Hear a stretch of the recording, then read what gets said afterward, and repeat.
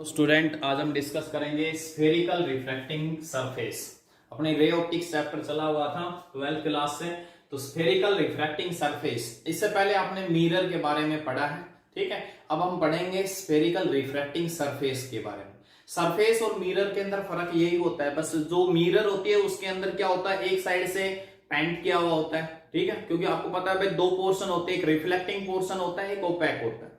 तो जो reflecting portion जिस साइड में हम उस मिरर को देखते हैं, हम अपना फेस देखते हैं जिसके अंदर, उसको रिफ्लेक्टिंग पोर्शन बोलते हैं। और दूसरी साइड में पेंट किया हुआ होता है, ठीक है, वो ओपैक होता है। बट इन रिफ्रैक्टिंग सरफेस के अंदर आपके पास दूसरी साइड में पेंट किया हुआ नहीं होता है, तो हमें पता ही नहीं लगता है कि आपके पास कौन सी रिफ्रैक्टिंग सरफेस है, कन्वेक्स है या कनकेव है, ठीक है। तो यहां पर भी सेम आपके पास वही दो टाइप के हम पढ़ेंगे, आपके पास कन्वेक्स और कनकेव। तो अब हम बात करते हैं कि कन्वेक्स कौन सी होती है और कनकेव कौन सी होती है, ठीक है। समझ गए बात को। तो यहां पर देखिए, क्योंकि रिफ्रैक्शन चला हुआ है तो आपके पास, आपको पता है यहां पर सेपरेटिंग होंगे दो मीडियम, ठीक है। रिफ्रैक्शन चला हुआ है तो दो मीडियम आपके पास सेपरेटिंग होंगे। एक आपका रेयर मीडियम होगा तो दूसरा आपका डेंसर मीडियम होगा। रेयर को आर से रिप्रेजेंट कर रहा हूं, डेंसर को डी से रिप्रेजेंट कर रहा हूं, ठीक है। तो एक मीडियम आपका रेयर होगा, एक आपका डेंसर होगा। तो एक रिफ्रैक्टिंग सरफेस जो है, रेयर मीडियम को यहां पर हम μ1 के रिफ्रैक्टिव इंडेक्स होगा और डेंसर मीडियम का आपका रिफ्रैक्टिव इंडेक्स हो जाएगा μ2, ठीक है। अब बात आती है कन्वेक्स कौन सी होती है। तो a refracting surface which is convex towards the rare medium. आपको यहां पर जो देखना है सरफेस के अंदर, वो रेयर मीडियम की साइड से देखेंगे। रेयर मीडियम की साइड से अगर वो कन्वेक्स है तो कन्वेक्स होगी, और अगर वो कनकेव है तो कनकेव होगी। मतलब ये कह सकते हैं कनकेव की डेफिनेशन क्या हो जाएगी, a refracting surface which is concave towards the rare medium, ठीक है। मतलब कहने का अर्थ स्पष्ट है, यहां पर जो आपको देखा जाएगा वो रेयर मीडियम की साइड से देखा जाएगा। रेयर मीडियम की साइड से अगर कोई रिफ्रैक्टिंग सरफेस आपकी कन्वेक्स है तो वो आपकी कन्वेक्स हो जाएगी। अब ये आपकी कन्वेक्स हो गई, ठीक है। इस साइड में कन्वेक्स है ना, ऐसे। तो ये आपकी रेयर मीडियम की साइड में कन्वेक्स है, तो ये जो सरफेस होगी ये कैसी होगी, आपकी कन्वेक्स रिफ्रैक्टिंग सरफेस होगी, ठीक है। और अगर रेयर मीडियम की साइड में कनकेव है तो वो आपकी कनकेव हो जाएगी। समझ में आई बात, क्लियर है।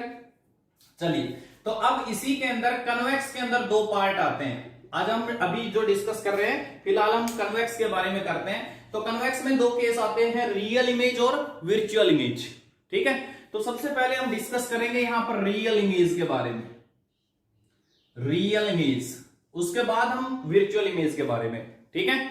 अच्छा जी, अब जब हम आपको रेयर टू डेंसर हम पढ़ेंगे तो यहां पर जो हम ऑब्जेक्ट कंसीडर करके चलते हैं वो हमारा एक पॉइंट ऑब्जेक्ट होता है, ठीक है। कैसा ऑब्जेक्ट होता है, पॉइंट ऑब्जेक्ट होता है।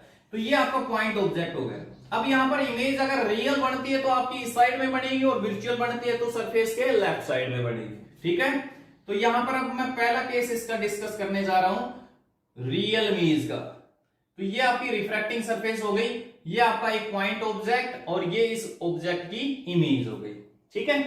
उसके बाद आते हैं नेक्स्ट पॉइंट आपके पास, normal centre of curvature. Centre of curvature कौन सा होगा, जिस साइड में आपका स्फीयर कंप्लीट होता है। आपको पता है स्फीयर के ही ये दो पार्ट होते हैं, कन्वेक्स और कनकेव, ठीक है। तो जिस साइड में आपकी सरफेस स्फीयर कंप्लीट करेगी उसी साइड में आपका सेंटर ऑफ कर्वेचर होगा, ठीक है। तो इस साइड में सेंटर ऑफ कर्वेचर होगा, ऑब्जेक्ट हमारा इस साइड में होगा, इमेज आपकी रियल है तो इस साइड में, वर्चुअल है तो इस साइड में, ठीक है। रे आपकी देखिए पहले कैसे जा रही है, रेयर से डेंसर की तरफ जा रही है। तो you know that when light goes from rarer to denser then it bend towards the normal. तो ये बैंड होती है किस साइड में, नॉर्मल की तरफ बैंड होती है। तो ये आपकी बैंड हो गई, ठीक है। नेक्स्ट, उसके बाद में एक नॉर्मल हम यहां पर ड्रा करते हैं। ये आपका पोल हो गया, ठीक है। इसको हमने एम पॉइंट नाम दे दिया, ये पॉइंट ए मान लिया हमने, ठीक है। चलिए, अब हम बात करते हैं आपके पास एंगल ऑफ इंसिडेंट और रिफ्लेक्शन की। तो ये इंसिडेंट रे थी, ये आपका नॉर्मल है, सेंटर ऑफ कर्वेचर वाली लाइन। तो ये आपका क्या हो जाएगा, एंगल ऑफ इंसिडेंट, और ये एंगल ऑफ रिफ्लेक्शन, ठीक है। क्लियर हुआ। इसके अलावा हम यहां पर दो तीन एंगल और भी लेके चलेंगे। ऑब्जेक्ट से एंगल लेंगे अल्फा, इमेज से लेंगे beta, and centre of curvature से एंगल लेंगे गामा। ये तीन एंगल हमको आपको यहां पर भी लेके चलते हैं, ठीक है। चलिए, अब यहां पर आपको पीछे आपने पढ़ा है, यहां पर इसका रिफ्रैक्टिव इंडेक्स म्यू1 है, इसका म्यू2 है। पॉइंट ए के ऊपर आप स्नेल्स लॉ अप्लाई कर दीजिए।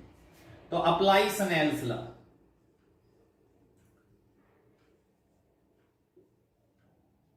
ठीक है। स्नेल्स लॉ अप्लाई करते हैं कहां पर, एट पॉइंट ए के ऊपर। तो ए के ऊपर हम लगाएंगे, क्या आ जाएगा भाई, क्या बताया था, एंगल ऑफ साइन इनटू में refractive index is equal to होगा angle of sine and product of refractive index. मतलब कह सकते हैं साइन आई अपॉन में sine R is equal to mu upon में म्यू1, ठीक है। अब यहां पर आपको जब रिफ्रैक्टिंग सरफेस के बारे में जब डेरिवेशन डिस्कस करते हो तो उस केस में 2 पॉइंट यहां पर आपको कंसीडर करके चलते हैं। एक तो ऑब्जेक्ट हमारा पॉइंट ऑब्जेक्ट, और दूसरा एंगल जो लेके चलेंगे वो भी small. So since angle is small, angle आपके स्मॉल है, तो साइन आई जो है इससे नियरली इक्वल टू आई हो जाएगा, एंड साइन आर जो है हमारा वो नियरली इक्वल टू आर हो जाएगा। ये वैल्यू इसमें पुट कर देंगे तो क्या मिला, आई अपॉन में R is equal to mu upon में म्यू1, क्रॉस मल्टीप्लाई करेंगे तो आई इंटू में mu is equal to R into में म्यू2, ठीक है। अब एंगल आई और आर की वैल्यू फाइंड आउट करेंगे। तो इसके लिए देखिए इधर आपके पास ये हमारे पास ट्राइंगल है एओसी, ठीक है। तो ट्राइंगल एओसी के अंदर देखिए, एओसी ट्राइंगल के अंदर इंटरनल एंगल अल्फा प्लस में गामा इज इक्वल टू होगा एक्सटर्नल एंगल। ये देखिए भाई एओसी अल्फा प्लस में गामा, एक्सटर्नल एंगल हो गया आई, ठीक है। सिमिलरली दूसरी ट्राइंगल ले रहा हूं मैं एआईसी, ट्राइंगल एआईसी, इस ट्राइंगल के अंदर इंटरनल एंगल हो गए आर प्लस में beta is equal to external हो गया गामा, बट हमें तो आर की वैल्यू चाहिए, तो आर इज इक्वल टू क्या हो गया, गामा माइनस बीटा, ठीक है। आई आर की वैल्यू आ गई हमारे पास, दोनों वैल्यू इस इक्वेशन नंबर फर्स्ट में पुट कर दीजिए। तो फ्रॉम फर्स्ट वी गेट, ठीक है, क्या रिजल्ट मिलता है भाई, आई की वैल्यू किसके इक्वल है, अल्फा प्लस आई, आई की वैल्यू निकालनी है तो अल्फा प्लस में गामा, अल्फा प्लस में गामा हमारे पास किसके इक्वल, इनटू में म्यू1 इज इक्वल टू, दूसरा आर की जगह gamma minus beta, gamma minus beta into में म्यू2, ठीक है। अब इन एंगल्स की वैल्यू लेके चलेंगे, एंगल स्मॉल है तो इनको हम tan में भी कन्वर्ट कर सकते हैं, ठीक है। और अगर tan में कन्वर्ट करते हैं तो tan अल्फा हमारे पास, एक बार ये ट्राइंगल देखिए, ट्राइंगल AMC, इस ट्राइंगल के अंदर से tan अल्फा हमारे पास क्या बन जाएगा, tan क्या होता है, परपेंडिकुलर अपॉन में बेस, तो परपेंडिकुलर हमारे पास क्या हो जाएगा यहाँ पर AM अपॉन में बेस हमारे पास क्या हो जाएगा, ये लीजिए MC, प्लस में गामा हमारे पास क्या हो जाएगा, ये तो अल्फा के लिए हमारे पास क्या होगा, परपेंडिकुलर AM अपॉन में MO, ठीक है। और गामा के लिए क्या हो जाएगा, AM अपॉन में MC, ठीक है, इनटू में म्यू1 इज इक्वल टू, फिर गामा है हमारे पास तो AM अपॉन में MC माइनस बीटा हमारे पास क्या हो जाएगा, AM अपॉन में MI, ठीक है, इनटू में आपके पास म्यू2 है इनके साथ, ठीक है, समझ गए। यहां पर इनटू में म्यू1 है, AM दोनों साइड से कॉमन लेके कैंसिल आउट कर दीजिए तो क्या मिलेगा हमारे पास, और इस ब्रैकेट को भी खोल दो तो म्यू1 अपॉन में MO प्लस में म्यू1 अपॉन में MC, इधर म्यू1 अपॉन में MC माइनस म्यू1 अपॉन में MI, ठीक है। इन दोनों टर्म्स को एक साथ कर लीजिए, इसको इधर कर देते हैं, ठीक है, सॉरी इधर म्यू2 है ना तो म्यू2 आ जाएगा, क्लियर हुआ। अब इसको इधर कर देते हैं, इसको इधर ले आते हैं तो म्यू1 अपॉन में MO प्लस में म्यू2 अपॉन में MI इज इक्वल टू हो जाएगा म्यू2 माइनस म्यू1 अपॉन में MC, ठीक है, समझ में आई बात, क्लियर है। तो यहां पर देखिए अब आपका कह रहा है कि M जो पॉइंट होता है ना is nearly equal to P, M जो है हमारा वो कहां है, P के इक्वल है, since M is close to P, अगर हमारा M P के क्लोज है तो जो MO है वो आपका नियरली इक्वल टू हो जाएगा PO के, MI है वो nearly equal to PI and MC है वो नियरली इक्वल टू PC, ठीक है, समझ गए। ये वैल्यू इसमें पुट कर देंगे तो क्या आ जाएगा, म्यू1 अपॉन में पीओ प्लस में म्यू2 अपॉन में PI is equal to mu minus mu upon में पीसी। अब इनकी वैल्यू पुट करेंगे तो वैल्यू के लिए ऑब्जेक्ट से पोल के बीच की डिस्टेंस होती है u, इमेज से पोल की होती है v और सेंटर ऑफ कर्वेचर से पोल की हो जाएगी r। ठीक है, आई बात समझ में? राइट, अब हम विद साइन कन्वेंशन के साथ वैल्यू पुट करेंगे। साइन कन्वेंशन में लेफ्ट हैंड साइड की नेगेटिव और मिरर है, सरफेस है, लेंस है, कुछ भी हो उसके लेफ्ट हैंड साइड मतलब इंसिडेंट की अपोजिट डायरेक्शन में आपको नेगेटिव लेना है, इंसिडेंट की डायरेक्शन में पॉजिटिव लेना है।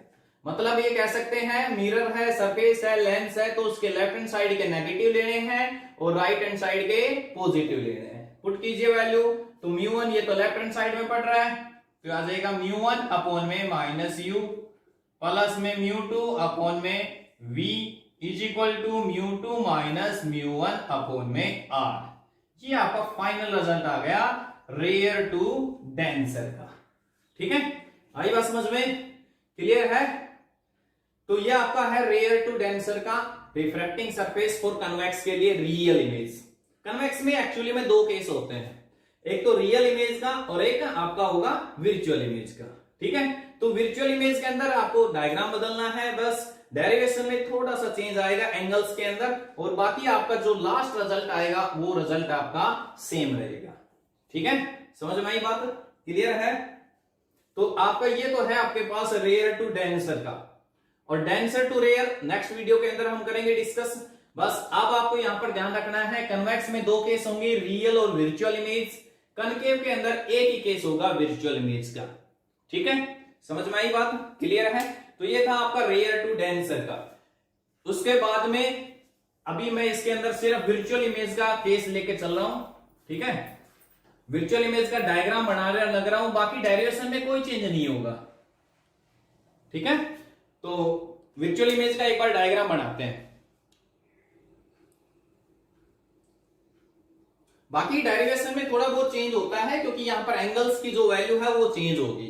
अब रिफ्रैक्टिंग सरफेस में मैंने बताया है कौन सी सरफेस है, कन्वेक्स है। तो कन्वेक्स में किधर ध्यान रखना है अपने को, किधर ध्यान रखोगे? रेयर की साइड में। तो ये मीडियम इधर रेयर ले लिया, इधर डेंसर हो गया। इसका रिफ्रैक्टिव इंडेक्स म्यू1, इसका रिफ्रैक्टिव इंडेक्स म्यू2 डेंसर का। ठीक है, ये हमारे पास ऑब्जेक्ट हो गया। क्लियर है? उसके बाद ऑब्जेक्ट ये हो गया। अब इसकी इमेज बननी है। इमेज बननी है तो इमेज कैसी बनेगी आपके पास? इमेज कैसी बनेगी? क्योंकि मैंने बताया था अभी रियल है तो राइट हैंड साइड में और अगर वर्चुअल है तो लेफ्ट हैंड साइड में। ठीक है, और रही बात सेंटर ऑफ कर्वेचर की, तो सेंटर ऑफ कर्वेचर की लाइन जिधर स्फीयर आपका कंप्लीट होगा। ठीक है, जिधर स्फीयर कंप्लीट होगा। क्लियर हुआ? तो अब ये देखिए रेयर से डेंसर में जा रही है तो इट बेंड टुवर्ड्स नॉर्मल। ठीक है, ऐसे जानी थी बिल्कुल सीधी बट ये बैंड हो गई। तो इसी के अंदर जो वर्चुअल रे है वो आपकी ऐसे बैक साइड में आएगी आपकी इमेज। ठीक है, जो इमेज बनेगी वो आपकी कहां जाएगी? इसके बैक साइड में जाएगी। ठीक है, समझ गए बात को? तो यहां पर बस सिर्फ डायग्राम में चेंज होगा, बाकी कोई चेंज नहीं मिलेगा आपको ज्यादातर। ऐसे अगर हम बात करें कनकेव के, कनकेव में भी आपका एक ही केस होता है, वर्चुअल इमेज बनती है। अब एक बार कनकेव के बारे में और बता देता हूं। तो ये है हमारे पास कनकेव। ठीक है, ये हो गई आपकी कैसी सरफेस बन गई है? अब ये कनकेव रिफ्रैक्टिंग सरफेस हो गई क्योंकि रेयर की साइड से देखना है ना। तो ये हमारा ऑब्जेक्ट हो गया जी, पॉइंट ऑब्जेक्ट। ठीक है, पॉइंट ऑब्जेक्ट हो गया और इसकी इमेज। अब देखिए, अब इमेज कैसी बनेगी? कनकेव के अंदर जो इमेज बनेगी वो आपकी वर्चुअल इमेज बनेगी। तो ये आपकी बन जाएगी इमेज इसमें। ठीक है, और सेंटर ऑफ कर्वेचर वाली लाइन वो भी यही रहेगी। तो ये सेंटर ऑफ कर्वेचर की हो गई, ये ऑब्जेक्ट हो गया, ये इमेज हो गई, ये पोल हो गया, एक नॉर्मल यहां पर डाल दोगे बस। ठीक है, इसमें भी वही सब कुछ रहेंगे सेम।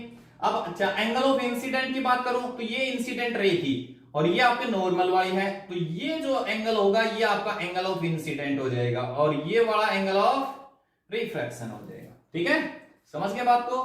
क्लियर है?